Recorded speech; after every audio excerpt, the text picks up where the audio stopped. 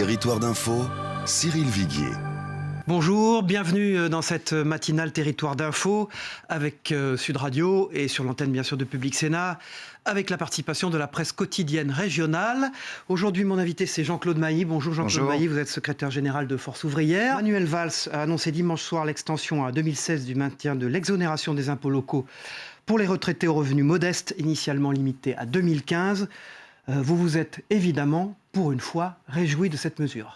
Écoutez, il y avait une fronde qui était en train de monter, y compris à l'initiative d'une centaine de députés socialistes. Ça montre bien dans le même temps que le système fiscal français est à bout de souffle. Jean-Claude Mailly, on est peut-être à bout de souffle sur le système, mais en tout cas, une chose est sûre, c'est que c'est la première fois qu'on voit un gouvernement qui dit ne payez pas les impôts qui vous sont adressés. Donc là, on est en pleine improvisation fiscale.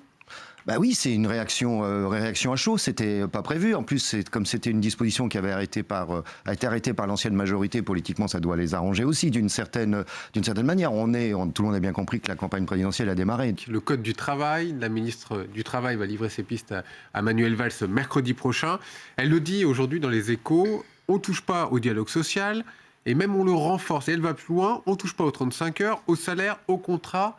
Bref, de quoi être rassuré. Il n'y a pas que ça dans le Code du travail. On ne sait pas qu'est-ce qu'il y aura demain dans le Code du travail et qu'est-ce que le gouvernement envisage. La crainte, c'est ce qu'on appelle l'inversion de la hiérarchie des normes. Nous avons en France un système de convention collective nationale qui fait que la France est le premier pays au monde en termes de couverture conventionnelle des salariés, 90%. Donc il faut qu'il y ait des accords d'entreprise, certes, mais il faut des accords de branche. Dommage qu'on n'ait pas pu signer un accord sur les retraites complémentaires, oui. Je considère que c'est dommage. Je rappelle que mon organisation a été à l'origine de la création des retraites complémentaires. De fait, les signataires, le patronat, lui, a obtenu ce qu'il voulait. Au passage, je signale, il y a un petit conflit d'intérêts quelque part. Mais quand le négociateur patronal vient des assurances privées pour négocier sur les retraites complémentaires, moi je trouve qu'il y a un conflit d'intérêts quelque part. À 18 mois d'une présidentielle. Qu'est-ce que ça fait ? Quel signe les syndicats qui ont signé cet accord donnent à celui qui sera président de la République demain. Les signataires disent « mais non, on ne touche pas à l'âge légal de la retraite ».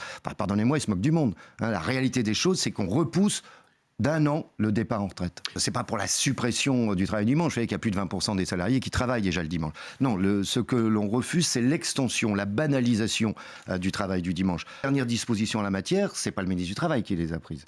C'est le ministre de l'Économie. Celui que j'appelle le vice-premier ministre.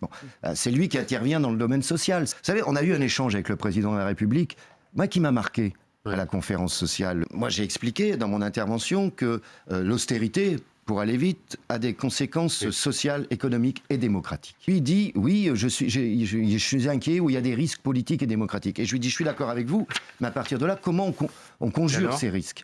Et moi, je dis, on les conjure par des solutions économiques et sociales. Et lui me répond, non, c'est essentiellement un problème identitaire. Ça m'a fait drôle d'entendre ça. Merci Jean-Claude Mailly, secrétaire général de Force ouvrière, d'avoir été notre invité ce matin. Au revoir, à demain.